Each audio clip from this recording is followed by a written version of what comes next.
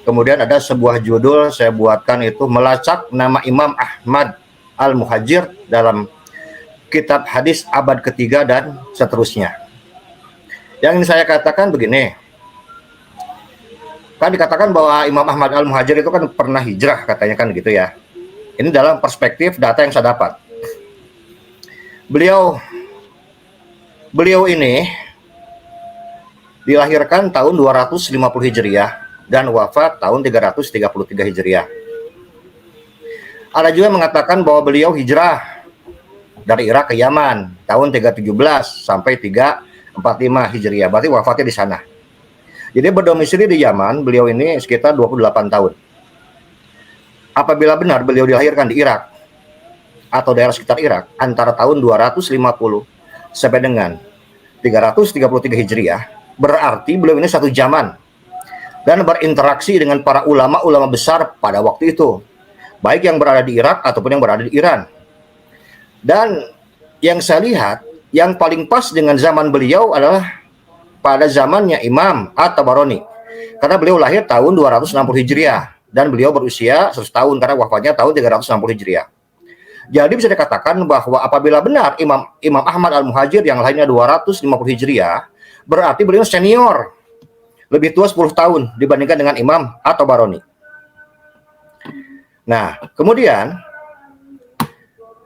kalau kita ambilkan sekarang pada tahun 300 Hijriah, artinya Imam Ahmad Al-Muhajir berusia 50 tahun kurang lebih. Sedangkan Imam At-Tabarani berusia 40 tahun. Ini adalah usia yang sudah cukup mapan dan pantas bagi Imam At-Tabarani untuk menjadi muridnya, Imam Ahmad Al-Muhajir. Apabila memang benar beliau ada seorang mujtahid, seorang imam, ahli hadis, dan ahli fikih. Tapi kenyataannya dalam data yang saya kumpulkan tidak seperti itu. Sekarang yang ingin saya terangkan bahwa biasanya para ulama-ulama yang hidup sejaman mereka memiliki guru yang sama. Saya akan sebutkan guru-gurunya Imam At-Tabarani. Di antaranya mereka adalah Hashim bin Mursid At-Tabarani, Abu Zur'ah As-Saqafi, Ishaq Ad-Dabari, Idris Al-Attar, Bashar bin Musa, Hafidh bin Umar An-Sajjah, Ali bin Abdul Aziz Al-Bagawi, Mikdam bin Daud Ar-Raini, Yahya bin Ayub Al-Alaf, Abu Abdurrahman An-Nai, Abdullah bin Muhammad bin Syaid bin Abi Maryam, dan sebagainya. Bahkan bukan tidak mungkin guru-gurunya Imam At-Tabarani adalah gurunya Imam Ahmad Al-Muhajir juga, kalau mereka memang hidupnya sejaman. Mengingat usia mereka berdua hanya terpaut 10 tahun. Guru-gurunya Imam At-Tabarani adalah guru terbaik di zamannya dan berbagai disiplin ilmu. Seluruh pencari ilmu berbondong-bondong ngalap berkah dari ilmu mereka semua. Mengingat Imam Ahmad Al-Muhajir adalah seorang imam, sunni, dan mustahid, sebagaimana yang sering dikatakan oleh kalam-kalam dari klan Bani Alwi, dapat dipastikan baik beliau atau Imam At-Tabarani sebagai sesama mustahid memiliki guru yang sama dari berbagai ilmu. Lalu apakah Imam Ahmad Al-Muhajir sebagai seorang mustahid pernah berguru kepada guru-gurunya Imam At-Tabarani? Ini jadi masalah karena tidak catatannya. Imam Ahmad Al-Muhajir sebagaimana dimasyhurkan oleh klan Ba'alwi dengan nama asli Ahmad Al-Muhajir bin Isa Ar-Rumi bin Muhammad An-Naqib dan seterusnya, yang disambungkan sampai Nabi Muhammad SAW. Untuk melacak nama seseorang, imam sunni sekaligus seorang mustahid tidaklah sulit. Kita tinggal cari dengan seksama nama Ahmad Al-Muhajir bin Isa atau Ahmad bin Isa. Itu saya lacak nama beliau tersebut dalam semua kitab-kitabnya Imam At-Tabarani, baik dalam kitab Al-Mu'jam Al-Awsat, Al-Mu'jam As-Saghir, Al-Mu'jam Al-Kabir, dalam kitab sekarang Ad-Du'a, juga dalam kitab sekarang Musnad As-Samiyin. Dan ternyata nama beliau ini yang namanya Ahmad bin Isa terdapat dalam kitab Al-Mu'jam. Contoh dalam kitab Al-Mu'jam Al-Awsat nomor hadis 311. Dikatakan di sini, hadasana Ahmad bin Risdin qala, na Ahmad bin Isa Al-Lahmiyu qala. Ahmad bin Isa Al-Lahmiyu. Bukan sekarang Ahmad bin Isa Al-Muhajir. Satu. Kemudian masih dalam kitab Al-Mu'jam Al-Awsat nomor hadis 735, hadasana Ahmad qala, na Muhammad bin Ismail Al-Wasit qala, na Ahmad bin Isa At-Tinisi. Ahmad bin Isa At-Tinisi artinya dia berarti asalnya dari Tinisi, daerah Tunisia. Kemudian dalam Al-Mujam Al-Ausat nomor hadis 1571, hadatsana Ahmad bin Isa bin Sukain Al-Mausil mengabarkan pada kami Ahmad bin Isa bin As-Sukain Al-Mausul. Al-Mausul itu kota Mosul, Irak. Kemudian dalam kitab Al-Mujam Al-Ausat nomor hadis 1583 dikatakan hadatsana Ahmad bin Isa Abul Haris Al-Kilani Al-Kufi mengabarkan pada kami Ahmad bin Isa Abu Al-Haris Al-Kilani Al-Kufi. Kata Al-Kilani Al-Kufi identik dengan kota Al-Gilani atau Al-Jilani atau Al-Jelani, Kufa, Irak, tempat kelahirannya Wali Agung Syekh Abdul Qadir Al-Jailani.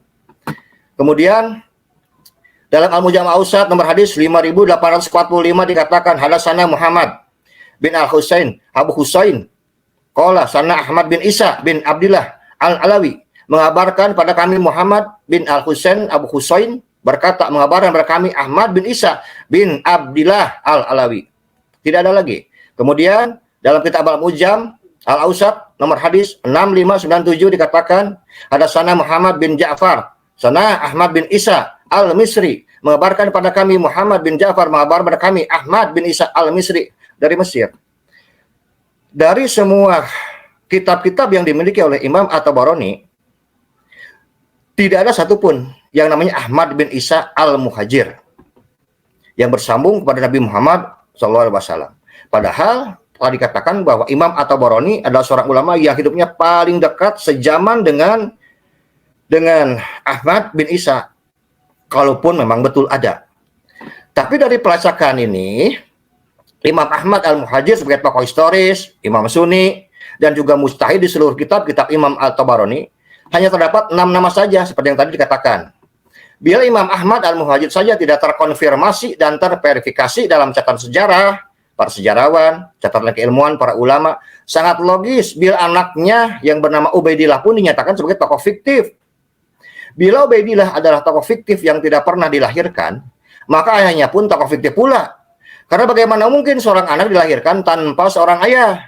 Lagi pula Ubaidillah dan ayahnya bukan Isa bin Maryam yang dilahirkan karena mukjizatnya Allah. Mungkin itu sebagai pembukaan itu, Pak Yusuf. Jadi, dua-duanya tidak ada ini tokoh fiktif.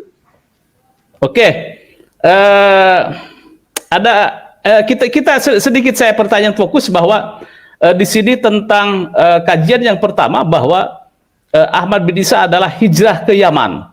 Nah, di situ saya pernah podcast juga bahwa tidak ada sebuah kitab yang mengatakan pula bahwa Ahmad bin Isa hijrah ke Yaman. Nah, ini sejauh yang Pak Kiai kaji tentang hijrahnya Ahmad bin Isa ke Yaman, itu ditemukan salah satu keterangan atau tidak? Silakan. Ya, bagaimana bisa hijrah ke Yaman, orangnya juga nggak ada. Ini saya baru baca satu dari jalur hadis aja ini. Ini masih ada keterangan yang lain. Andaikan sekarang kitab At-Tabarani atau Imam At-Tabarani lupa, misalnya andaikan saja, anggap lupa meriwayatkan. Saya sudah siapkan lagi di sini dalam kitab Sunan Ad-Daraqutni yang hidup juga sejaman, bahkan lebih tua lagi karena beliau lahir 306. Kalau sekarang Ahmad Al-Muhajir lahir kan tadi kan 285. Kalau sekarang Imam Ad-Daraqutni lahir 306, artinya ketika Imam Ad-Daraqutni lahir, Imam Ahmad Al-Muhajir itu berusia antara sekitar 16 tahun. Ya. Sekarang dalam kitab Ad-Daraqutni, dalam Sunan Ad-Daraqutni nomor hadis 354 dikatakan hadatsana Abu Bakrin An-Naisaburi, Ahmad bin Isa Al-Khossab. Yang ada Ahmad bin Isa Al-Khossab. Kemudian dalam nomor hadisnya 583 dikatakan Ahmad bin Isa bin Ali Al-Khawas, yang ada Ahmad bin Isa bin Ali bin Khawas.